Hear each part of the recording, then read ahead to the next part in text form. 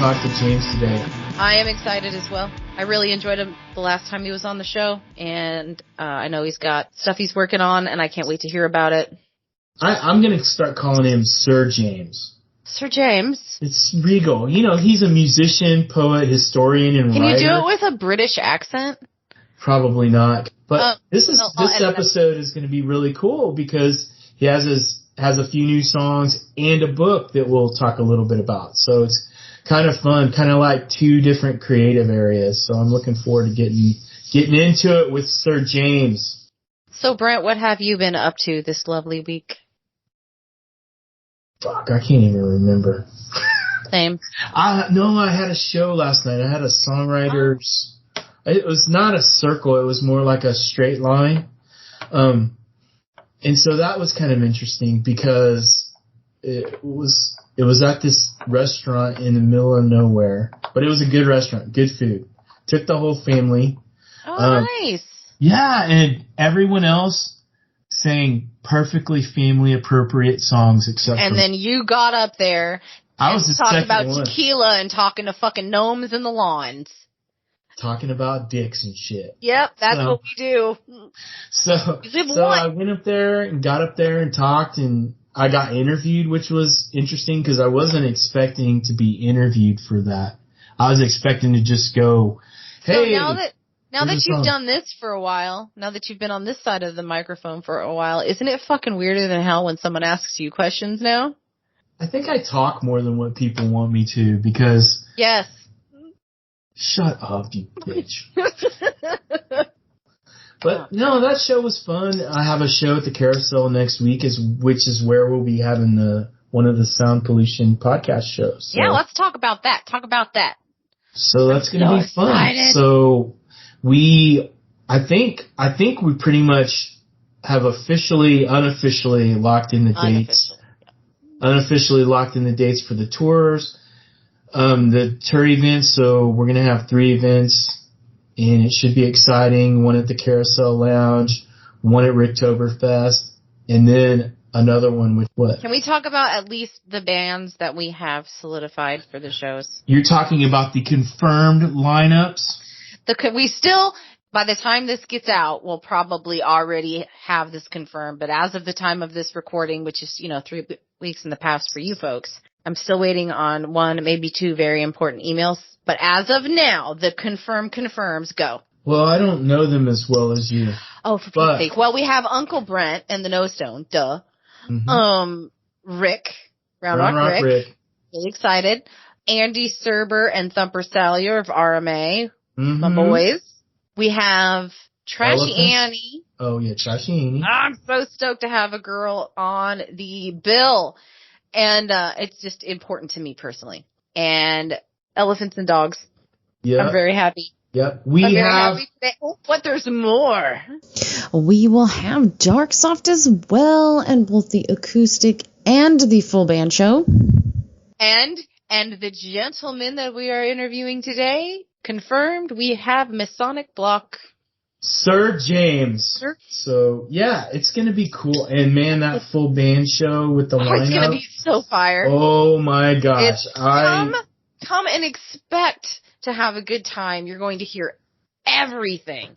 You're going to have so much fun. You're going to shake your butt. It is going to be a blast. Even music that doesn't normally melt your face will melt your face that night. It's going to melt your face. I'm excited.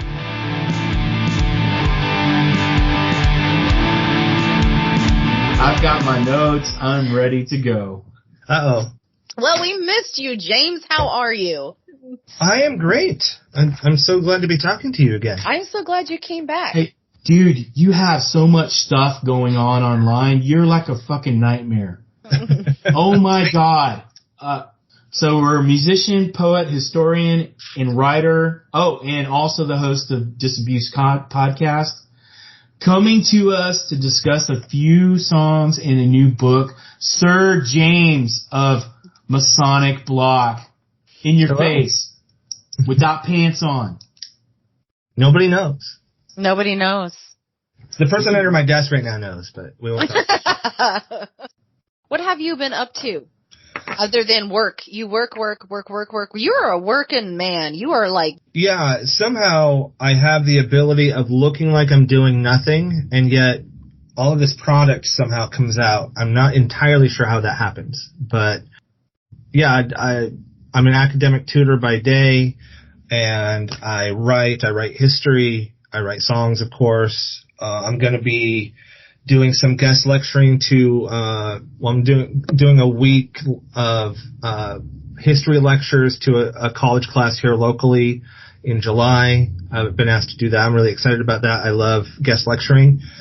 I have a new book out called History Killers, which is also the name of my Substack. I have a second book coming out in a few months, which is another work of history. But because my day work often correlates with the academic year, those hours are drying up for a while. But I'm very happy about that because it gives me more time to get back into focusing on music, which I haven't been able to do lately. And I have maybe halfway or 2/3 done album. So I'll spend the summer finishing that up. I'm very excited about that. And I haven't done a heavy album in a while, so this will be an album almost entirely of like heavy hitters. Nice. So I'm kind of disappointed with you, Sir James. So during our last interview, you said, "Oh, I have an interest in history." You were kind of all flaky. Basically, you have this book out called History Killers and Other Essays by an Intellectual Historian, which is a fucking book. It seems like your areas of interest are focused on the distortion of historical events, the deficiency of critical thinking, and the reluctance to uncover truth regardless of how it might unfold. Is that an accurate statement on what your writing goals are? Yeah, that's where the term history killers comes from. I dub people who want to obscure or distort history for political aims, and this is bipartisan. This is all across the political spectrum. I'm not partisan in my criticism of people who do that. You hate everyone equally. I like that. Exactly right. Yeah. I'm very charitable that way. So yeah, I think that's exciting. So is that book is already out, correct? Yeah, that was released in April, I think. Link in the description. Just go down below. You can find it in the description. You just have to go down. And if you're not down far enough, we'll let you know. You need to click the button. So cool, man. I'm so pumped about what you're doing. You are overwhelming online. And the funniest thing is I got all up in your shit the last time, and now there's more shit to get all up into. And I'm like, motherfucker. He's a working guy. Let's go ahead and jump into the first song, Id. Tell me about it, man. Yeah, Id. It's one of my favorite songs I've ever written. It's got a kind of strange, it's mid-tempo. It's a little bit faster than, like, it's not a slow song. It's mid to upper mid-tempo, but it's a weird song that has that kind of tempo that is in 3/4 in the choruses. You don't think of a song being 1 2 3 1 2 3 1 2 3 1 2 3 1 2 3, and I've rarely done it live. I was really happy to have finally gotten. It was entirely my fault, but for the longest time I wasn't sure a drummer could do it, because that's one of the songs that I recorded everything myself, and those are live drums. They're not programmed, so I had to go in when I recorded that song. I didn't have scratch tracks. I just played the drums to the song in my head and then overdubbed everything on top of it. So I had to have it down really well, and I did it in 2 takes. And it's not one of those songs that's necessarily hard to play on the drums. We're not laughing at you. We're mad at ourselves. Oh. We're like, oh my God, you're fucking insane. To the song dude. in my head. No big deal. Anybody can do it. Go ahead. Oh my God. You're fucking nuts, dude. Well, so the choruses are in 3/4, which is not in and of itself that strange, but for it to go back and forth between 4/4 in the verses and then 3/4 in the choruses, and to do at that sort of rate is a little bit unusual, and it's not easy to get a drummer to play it because they inevitably want to play in 6/8 or something that's, that makes more sense to a drummer.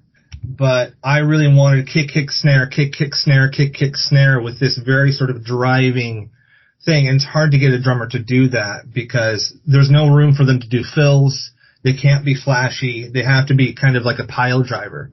In the pocket. So, yeah, very much so. So I didn't even bother asking any drummers for years to learn how to play it because I thought I was doing them a disservice. But finally last year I was like, you know what? I'm tired of it. I really want to play this live.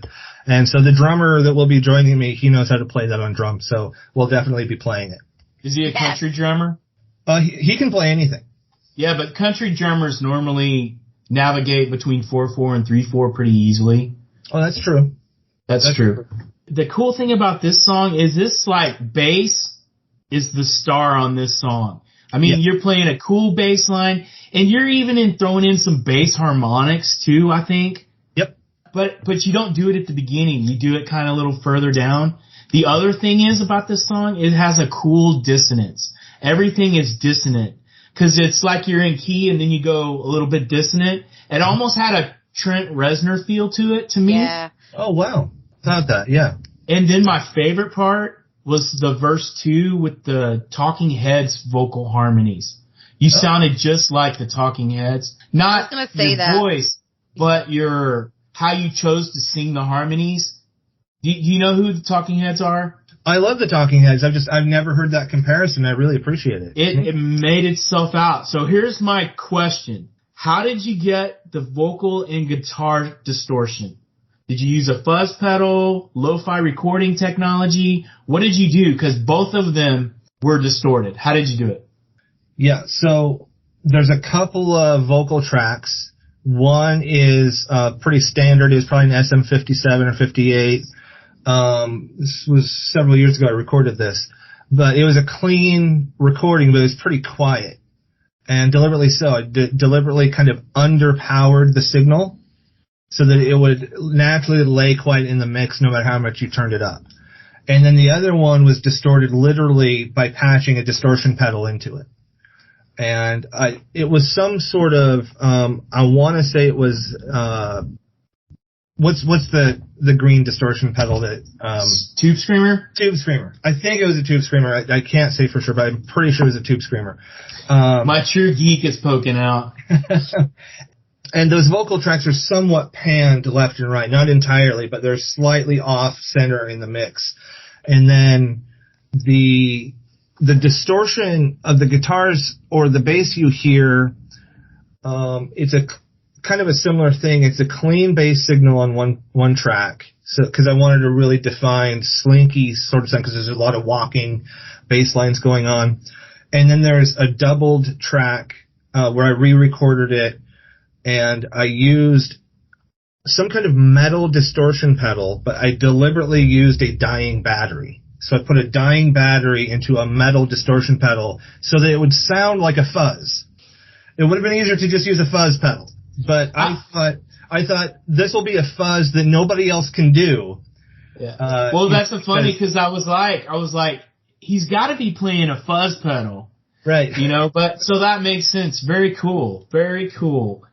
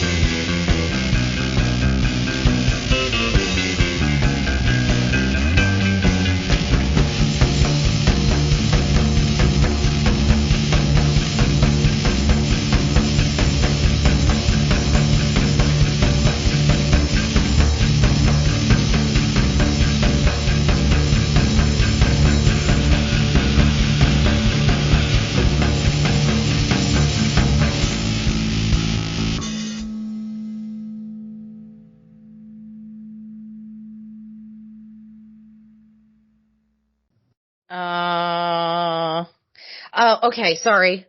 I was all lost in the lingo there. I think I might have zoned out. I was like fuzz pedals, green screamers.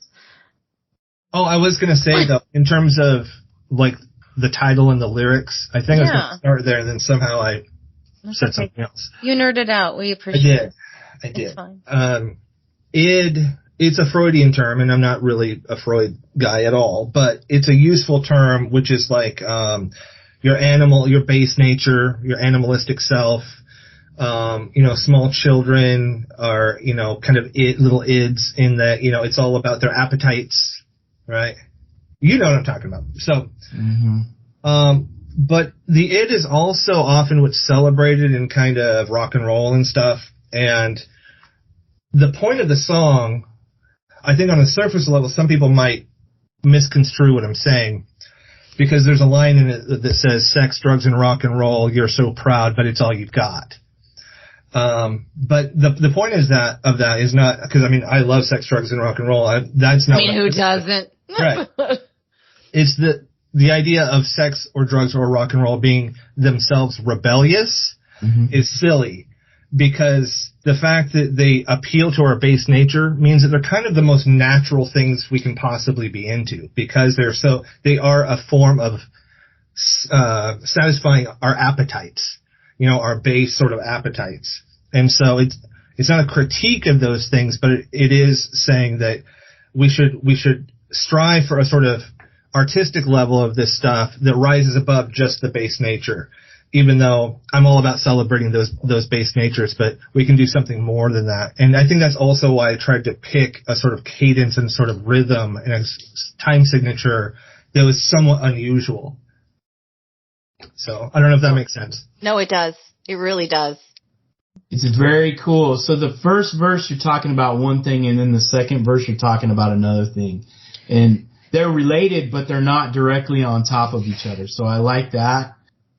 If a large part of the population is doing sex, drugs, and rock and roll, is it actually unexpected? Is it actually rebellious? That's what he said. Yeah. Exactly. Yeah. And yet it's not. Right. So that's kind of cool. You pointed that out, I think. Just delete everything I said. Fuck it.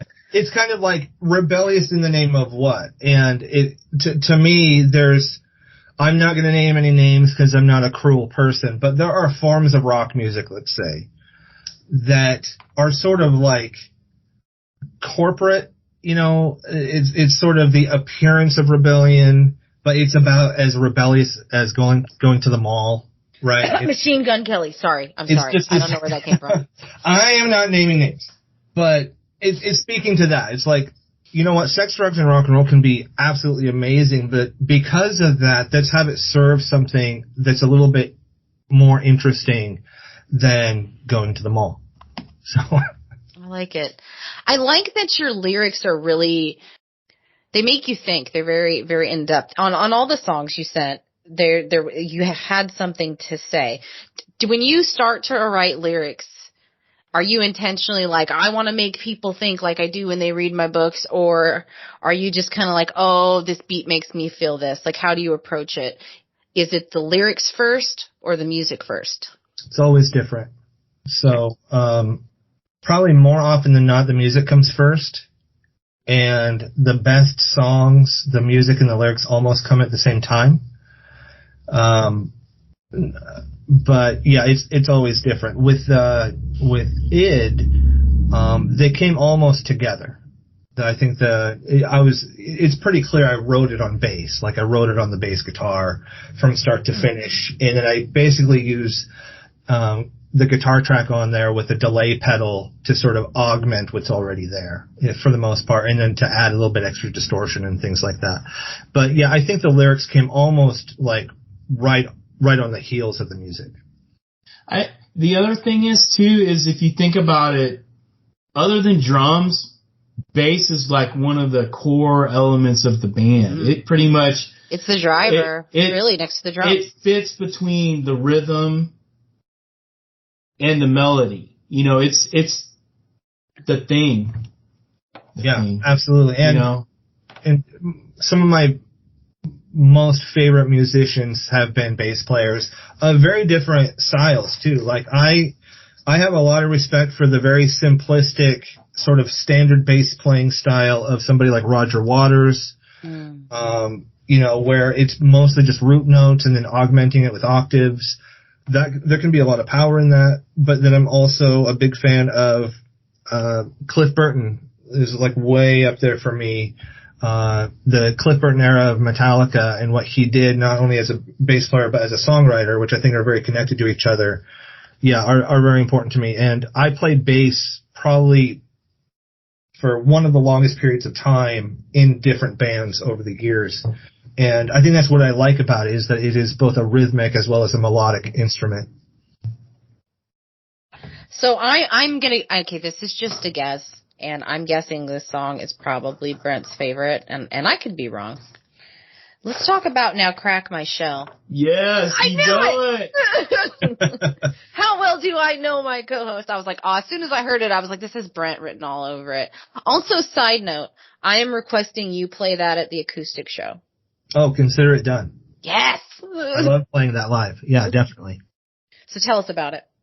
I don't think it in any way sounds like a Paul McCartney song, but his form of songwriting, in terms of the lyrics, informed what I wanted to write, in that this was back when I lived in Olympia, Washington.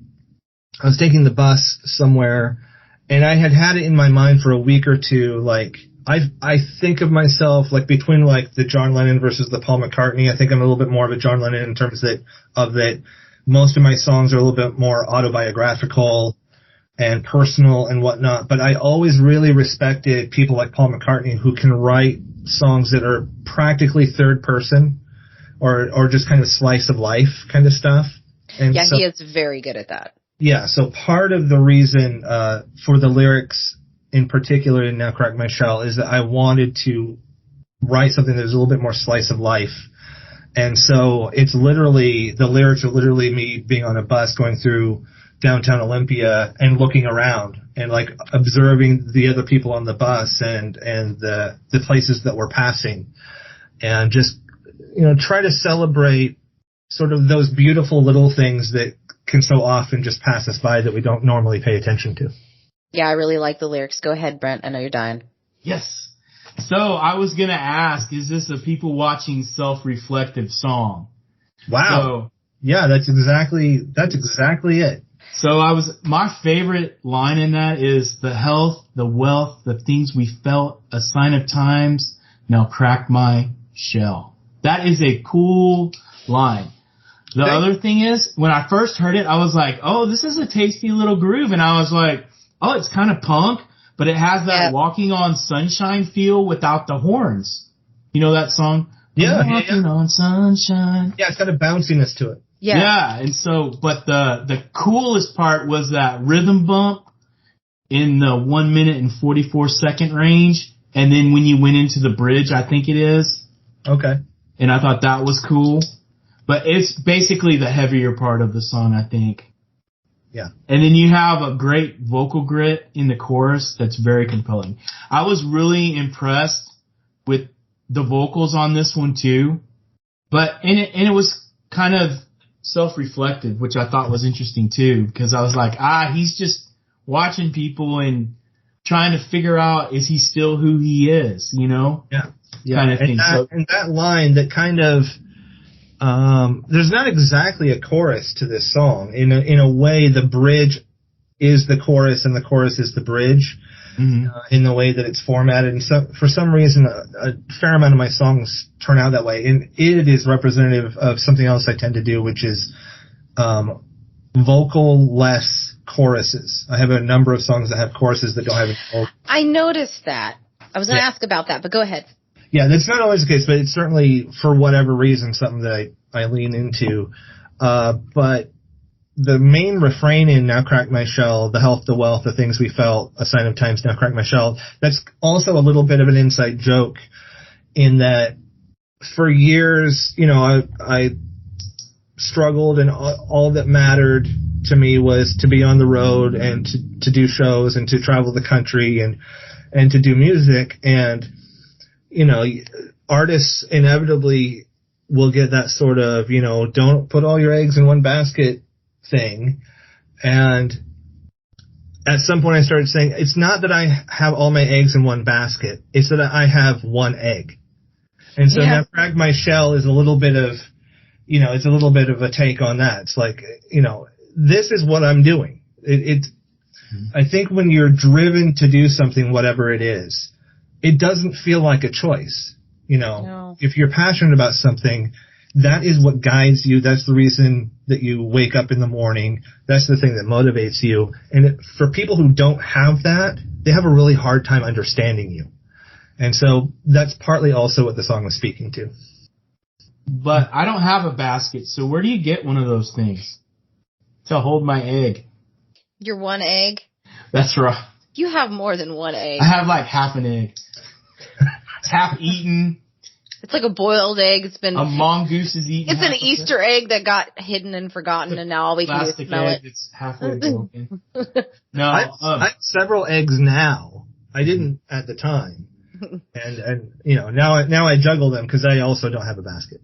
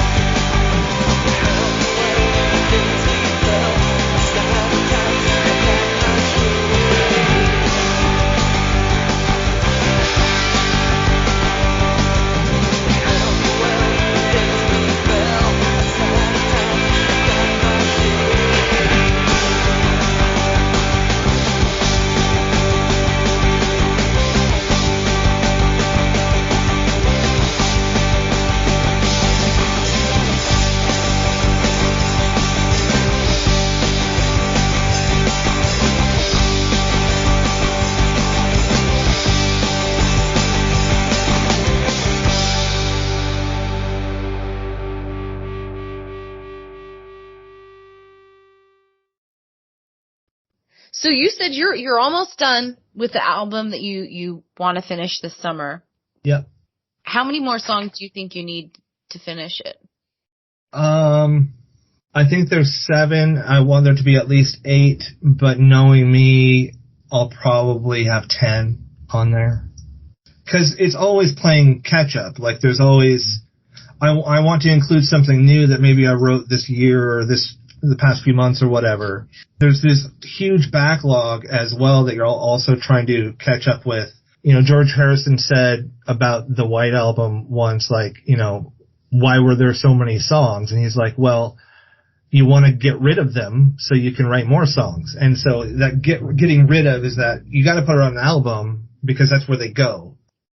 So what's it like being a prolific songwriter? Because I would say you're beyond prolific. How would you explain that to people? To always have that song kind of like always right here? Because your work is so varied and it's like across multiple genres. You talk about, you know, anything from history to love. How does it feel to have a brain like that? Because inquiring minds would like to know. It's a little bit of an obsession that I have less of now. The more I've leaned into my historical work and I'm writing books and articles, that certainly sapped some of the energy from the songwriting, but that's good for me. There was a time when I only had the one egg, that wasn't necessarily the healthiest mentally for me because it meant I couldn't think about anything else, including relationships or whatever. Like, I was so, you know, myopic. I was just incapable of focusing on anything. And it is a gift to be able to write and constantly have things coming to you. But in a way, it's a form of possession, not just obsession, but possession. That one of my albums is called Consumed by the Fire, and that's what it's referencing, is that you're constantly consumed by all of these things, you know, all of these ideas all of the time, and, you know, it can keep you from sleeping, sometimes for days. So I don't miss that part of it. Well, I remember one night, this was, I don't know, a handful of years ago, walking late, it was maybe 11 o'clock at night, walking across town over to this person's house, and not to do any music or anything, just to hang. And a song came to me, no guitar in hand, just a song came to me as I was walking. And I knew, if I'm going to hold on to this, and they weren't a musician, so they didn't have a guitar at their house. No. So I had to keep it in my head and go there, hang out with them. Shit. They hung out all night, tied one on, you know, and I needed to keep secretly have this thing going on repeat in my brain over and over and over again, so that finally at 6 a.m, when he's passed out and I'm walking back across town home, I'm still going through it over and over and over in my head, so that finally when I get home at 7 a.m, I can pick up my guitar and figure out what the chords are, and there's my song. And I would have lost that song, which is one of my favorite songs I've ever written, if I hadn't obsessed over it for 16 hours or whatever it was. What song was that? It's a song called Kika. Yeah, I would agree with everything you're saying, but really if you think about it, the research you do for your writing is very similar to songwriting too, because you may not be working on rhythm and rhyme, but you're trying to say something and trying to be creative in how you say it. So I think just creative writing and songwriting are very similar. You know, I also think being a stand-up comedian is very similar to being a songwriter too. Yeah, I would agree with that. For sure. Definitely. The storytelling and then the balls to get up in front of people and bear it all. Yeah, and the pacing and yeah, drawing things together in a very specific way that's relatable to people. Definitely. Yep. I wish I could do that. I wish I could do stand-up comedy. That would be terrifying, but so much fun. I think it'd be freeing. Yeah. I think it's probably the most impressive art form there is, because it's truly just a person with a microphone. Like, you know, it's different when you have a band to hide behind, or even a guitar to hide behind, to just stand up there, no music, nothing, and just speak to a crowd and captivate them. Yeah, I've always found that really interesting. I think it's really cool too. I find that when I listen to comedians, or I read something, or I listen to a new song, I find it generates more creativity in me, because specifically with comedians, sometimes as people, like some people have a really good grasp of language and what they're going through, but some people have problems explaining what they're going through or their ideas, whereas comedians are throwing out ideas, sometimes in a way that everyone can accept them, sometimes not, but they throw them out in a way that allows people to go, yes, that's what I feel. That's what our music does too.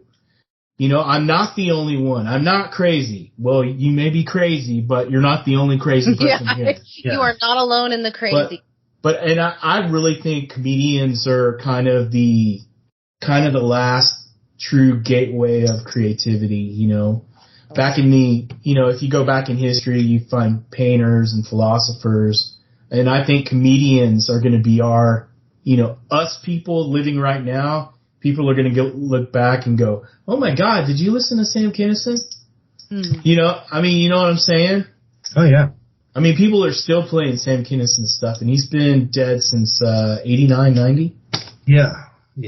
Wow. But anyway, I sidetracked us. I apologize. No, I think you're right. In a way, they're kind of the last best hope. And in a time when free speech is really important to maintain, comedians have been really at sort of the forefront in defending that. And that's extremely important. So, yeah, my hat's off to them for sure. Let's talk about the last song. This is my favorite one of the ones you sent me. Oh, really? Yeah, I really like the guitar, especially in the intro. But anyway, Born Silver. Tell me about that. Yeah, Born Silver. That's one of the songs I've written where it's deliberately written in a way where it could be about falling in love, and it could be about having a religious experience. Either interpretation works. And I wrote it that way on purpose because when you do fall in love, it is that kind of experience. It is a world-changing, you can feel your body chemistry change. Like it is this sort of all-encompassing world-changing event. It's a very enlightening experience. And so I just use the term Born Silver because that also represents this sort of like a rebirth into something kind of extraordinary and new. So that's sort of the sentiment behind it. And basically, I wanted to write something that had no other aims but to sound beautiful. I love it. I just wanted to have a beautiful melody with no other sort of. Now it ends up exploding into some weird noise in the middle of the song, and because I can't help. But doesn't that feel like love too? Like, are they going to say it back? And it's terrifying. Right. Yeah. I mean, it's been so long I forgot, but I'm guessing. No, that's true. There's an anguish there. There is. Even when everything's great, there's a sort of anguish there because of how fragile those things can be. When I saw the title, I was like, oh, that's very interesting. Before even listening to the songs, I started getting all these preconceptions about it. And I was like, maybe he's talking about Born with a Silver Spoon, or maybe he's talking about something else. Awesome song. It has nice picking. I was wondering, when you were writing it, it kind of had a Hindustani feel, kind of almost a Cats in the Cradle picking, but Indian style too. Did you mean to do that? No. I don't know what I'm doing most of the time. And I love that you're so honest about that. That was my favorite thing about him. He's like, I don't know. What might not be readily sort of apparent is that song's in drop D. And most people think of drop D songs, if they think in such terms to begin with, that's usually something for like a heavy, like Melvins or Pantera or, any heavy band of the past 15, 20 years is drop D or lower. right? And so it tends to be equated with really heavy, hard music. And I liked the idea of when I found the chord pattern that I liked. I noticed that it was all around D. I was like, oh well, let's lower this to a drop D, and that way you get that's really drony rather than just like muting the low E string by having it. And I wonder if the Indian sort of part of it comes from the droniness also. Yes. Yeah, I bet it was very meditative. Really like it. Yes, it's the droning. So the question that I had is, when you were transitioning from the intro riff to the heavy section, what did you use to get there? Because I thought I was hearing flange. Then I was like, no, it could be a wah. And then I was like, it could be tremolo too, a tremolo pedal, or it could be a Vibrolux amp. So what did you use to transition those sounds and stuff? So the underlying guitar track, and I think it's two tracks, are unaffected, and then I overdubbed with a flange on one track, and then the other track has a bit of delay, but combined with the delay, I deliberately play it half a beat out of time. So it's a delay plus an extra delay because I'm playing deliberately behind the beat. And so it's a sort of emphasized or exaggerated delay. But that flange you hear is real. And I think probably the other guitar that is playing behind everything else with some delay also plays off of the flange really well. And it kind of makes everything a wash. And then I think it's the guitar that has the flange on it is also distorted. So it's a sort of wild, distorted flange effect that kind of like bends in and out and kind of goes all over the place. Yeah, that was a nice job. I was really interested in it, as far as I felt myself calm down when I was listening to it, because when I'm getting ready for these shows sometimes and I'm working at the same time, I'm pretty like, whoa, trying to get stuff done. And that one came on and I was like, oh, okay. It's kind of mellowing me out. Yeah. The coolest thing about the heavy part was you were able to make it heavy, but keep the main riff present in the mix. Mm-hmm. I thought that was really nice too. Cause you had some seriously, not aggressively heavy stuff, but definitely heavy stuff going on. But you were able to have the presence of mind to keep the melody, the overall arching melody of the song up in the mix as you were going through it. So I thought that was really interesting too, as far as being a listener. Oh, I appreciate that. Yeah, and that was very deliberate with having that main clean guitar, not having it disappear, because that's something I've noticed that people do sometimes, where when something goes heavy or gets bigger, the clean guitars drop out. They either entirely go away or they really drop in the mix.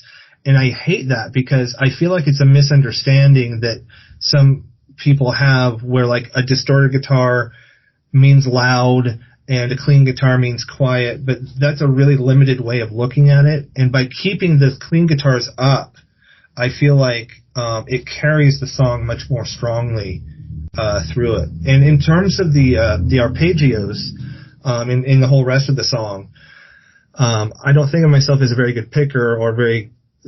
That's one of those songs that when I wrote it, it made me a better player because I had to be a better player to play the song I just wrote. And do you know what I mean? Like, yes. Sometimes you write a song that's 10 or 15% beyond your capabilities, and so you have to get better just to be able to play that song. Born Silver is definitely one of those.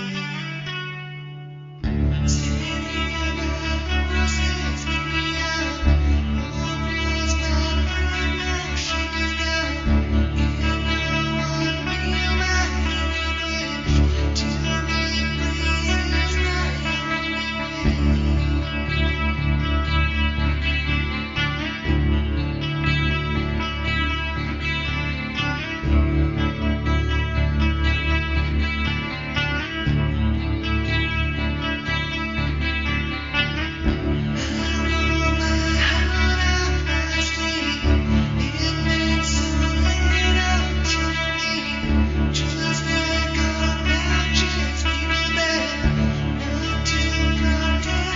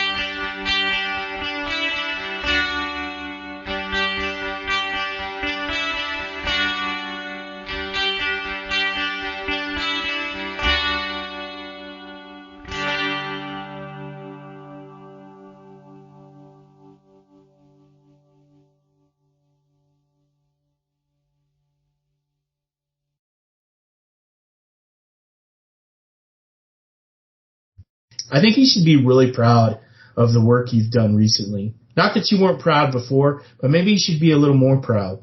I really appreciate that. Well, again, with Born Silver in particular, and it's one of a sort of crop of songs that were influenced by this. One of my all-time favorite bands is, and they're long defunct, but Swans. I don't know if either of you ever listened to Swans, but they were a band that they were sort of a no-wave post-punk band in the early 80s. They came out of the New York scene with Sonic Youth and whatnot. Very noisy, very, very noisy. And over time, they went from being one of the most brutal, noisy bands you'll ever hear to being this acoustic, melodic, folky, beautiful music. And it's such an interesting evolution that they took. And when they started doing really beautiful music, it's some of the most beautiful stuff I've ever heard. And when that began to influence me, I was like, I want to write something like that. Like, I love playing loud, obnoxious stuff, and I'm always going to have that. But to be able to truly write something that's just beautiful, and that's the entire aim of it, that's the sort of Swans element for me. So would you say that when, and I'm kind of speaking from my own when I write a song and there's a portion of it, it can be either the lyrics, the music, the guitar part, the rhythm, that kind of causes me trepidation. For me, I know, okay, that's a good song and I need to really explore it. Does that happen to you? I don't know that I'm understanding your question enough. Can you unpack that a little bit more? So let's say I have a song that I wrote. It's called Her Pain. And that one was basically a conversation that me and my wife would have when we were going to jobs we hate. Mm-hmm. And so the whole song came from those conversations. It wasn't just one. So it was a really personal song. If you listen to the song, you're in the car with us. You're in the Prius, stuck for an hour and a half driving to work, and it's just sucking. Not the company, the drive, going to the job. Right. And I was never going to release that song. I was burying it. It was never going to see the light of day. But then my producer said, he goes like, okay, I need you to send me some songs because you need one more. And I was like, okay. And I just threw that one in there. It was a crappy acoustic version. And that's the one he chose, you know.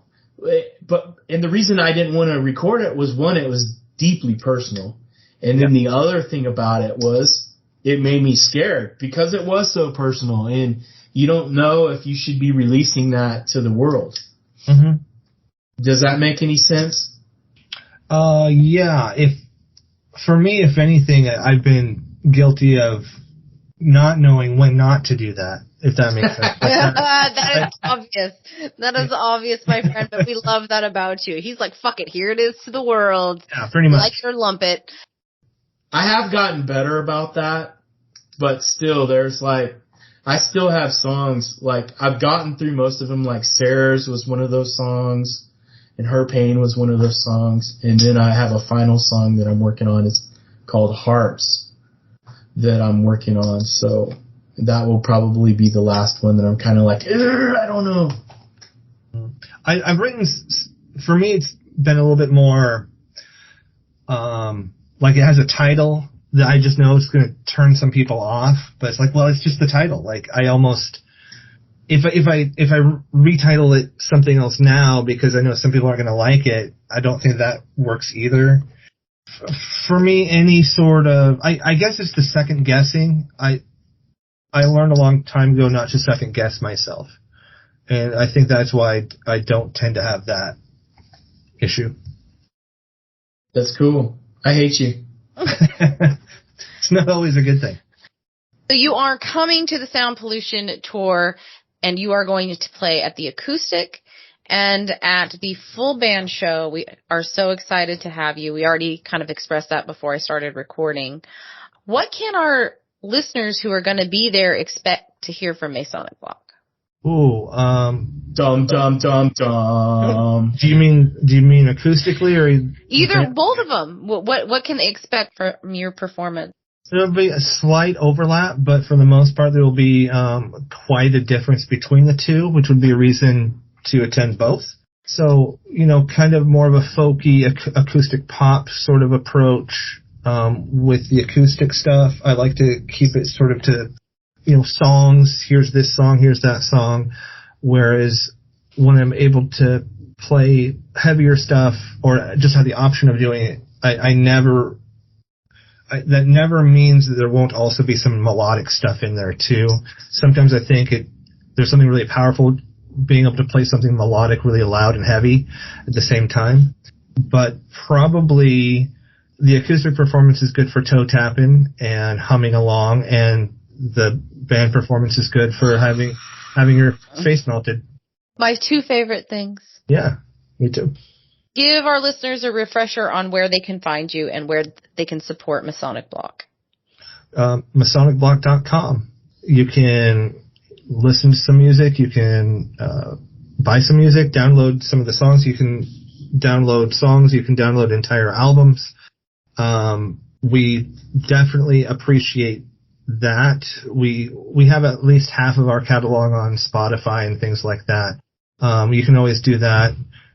It's always nice to get support from people who will actually be willing to pay for some music, though. So yeah, that means paying a little over $1 for a song or $10 for an album. That means that it's there for life, and you don't have to negotiate with some sort of streaming service sometime in the future in order to have access to the music you like. And I'm just of that sort of school that artists should be supported for their work. So that's a big reason for the website. And that's also how people can communicate with us. If they want to reach out to us, it's actually better to email us, masonicblock@protonmail.com, rather than through any of the socials, because we're on some socials, but we really like to communicate through our own platform. And I encourage more and more people to do it that way. I think that's the future, is people having more control over their content in that way. But yeah, MasonicBlock.com, and then if people are interested in any of my historical writing, they can check out History Killers at Amazon, or go to Substack, historykillers.substack.com, to read some articles. I want to thank you for coming on again and hanging out with us. It's good to talk to you again. I'm excited about what you're doing. I just wanted to thank you both. It's always great to talk to you. I hope you'll have me back, and I look forward to seeing you in the real world. In October.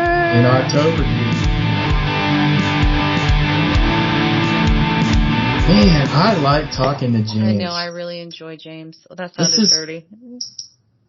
I like talking to him, man. I do too. His music was good. He has exciting stuff going on. I'm always impressed when we talk to him. Even email exchanges, I'm like, holy crap. He has his shit together, and he is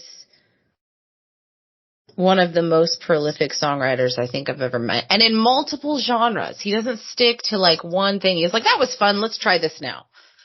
And I as we've talked about on the show before, I love artists that do that. And he's really intelligent, which makes him fun to talk to. I like smart people. He is. Sometimes I almost feel he's too smart. There's no such Because I'm like, God damn it, man, I don't want to think right now. Yeah, you don't have a choice. I like it. But imagine that after a couple shots of gin. I am all gutter at that point. If you want any critical thinking, you need to start before I'm in the gutter. Okay. Thank you again, James, for being on the show. Remember to like, follow, subscribe. Yeah, big boy. Like, follow, subscribe, and download. We really, really can't stress it. We need you to download. It does make a difference. It's what the sponsors and advertisers see. We know from our feedback, we have more listeners that are streaming than are downloading, or we wouldn't keep doing this. So please keep downloading. Yes, and don't give us that lip service. If you're going to give us lip service, actually do it. Download. Make sure you click on that link below, as we always ask you to do. But go buy the book. Go buy the book. We've had a lot of writers on recently. We have. I really like that. That makes Imagine me happy. that. Musicians that know how to write. Oh my God, it's a miracle. Y'all guys just hang in there, download the episodes, reach out to us anytime, and we will try to answer. Have a good evening. Sometimes we're slow, so, cause we're old. And remember to make some